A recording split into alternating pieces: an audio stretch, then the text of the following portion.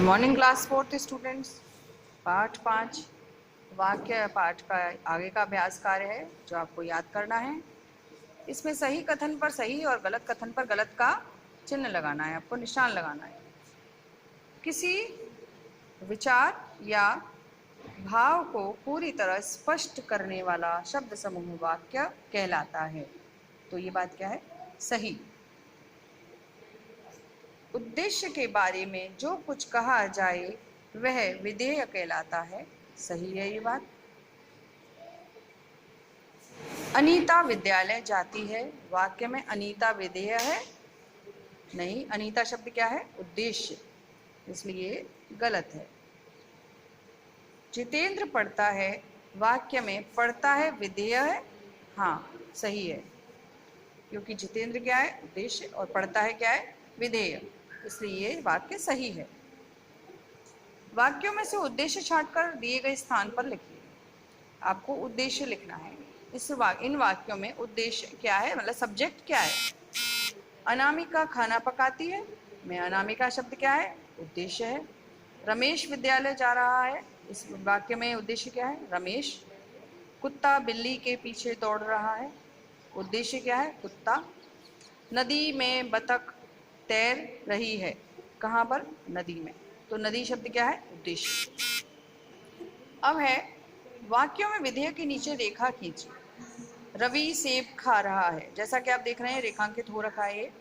तो रवि शब्द क्या है? उद्देश्य। बाकी बचा हुआ हमारा वाक्य क्या है? विधेय, क्योंकि रवि क्या कर रहा है वो सब हमारा कार्य जो है वो विधेय में आता है। सपेरा बीन बजा रहा है, सपेरा क्या है? उद्देश्य, तो बाकी जो हमारा वाक्य है वो क्या है? जो कार्य वो कर रहा है वो है विधेय। मीनू पुस्तक पढ़ रही है, मीनू उद्देश्य है, तो पुस्तक पढ़ रही है विधेय। अखिलेश कंप्यूटर चला रहा है, अखिलेश उद्देश्य है, कंप्यूटर चला रहा है विधेय। ये आपको याद होने चाहिए, आपको आने चाहिए। जैसे हम इंग्लिश में सब्जेक्ट और प्रेडिकेट पढ़ते हैं, ये उसी तरीके से हिंदी में है उद्देश्य और विधेय। वाक्य किसे कहते हैं? पहला प्रश्न है, उत्तर याद करेंगे हम इसका। दो या दो से अधिक शब्दों का मेल जिसका अर्थ पूर्ण रूप से स्पष्ट हो वाक्य कहलाता है।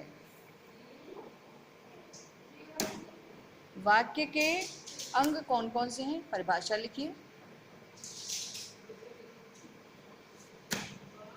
इसका उत्तर है वाक्य के दो अंग होते हैं, उद्देश्य और विधेय। उद्देश्य की परिभाषा क्या है? जिसके बारे में कुछ कहा जाता है उसे उद्देश्य कहते हैं। जैसे ज्योति नाच रही है, यहाँ ज्योति के बारे में कुछ कहा गया है, अतः ज्योति क्या है? उद्देश्य। विधेय, उद्देश्य के बारे में जो कुछ कहा जाए वह विधेय कहलाता है। जैसे ज्योति नाच रही है, ज्योति के द्वारा नाचना अर्थात कर्ता द्वारा किया गया कार्य विधेय कहलाता है। अब आपका तीसरा प्रश्न है ग, वाक्य कितने प्रकार के होते हैं? नाम लिखिए।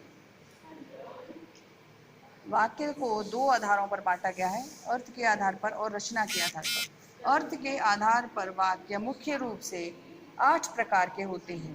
तो आपके सभी के नाम लिखने हैं। विधानवाचक वाक्य, निषेधात्मक वाक्य, प्रश्नवाचक वाक्य, आज्ञार्थक वाक्य, इच्छावाचक वाक्य, संकेतवाचक वाक्य, संदेहवाचक वाक्य, विस्मयवाचक वाक्य। कठिन है ये शब्द, थोड़े आपको लिखकर देखने हैं, आपको अच्छे से याद हो जाएंगे। चौथा प्रश्न है आपका, आज्ञार्थक वाक्य और इच्छावाचक वाक्य में क्या अंतर है?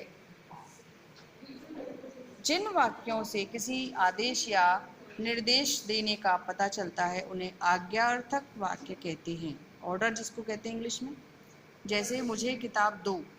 तथा जिन वाक्यों से इच्छा या आशीर्वाद का भाव प्रकट होता है उन्हें इच्छावाचक वाक्य कहते हैं। जैसे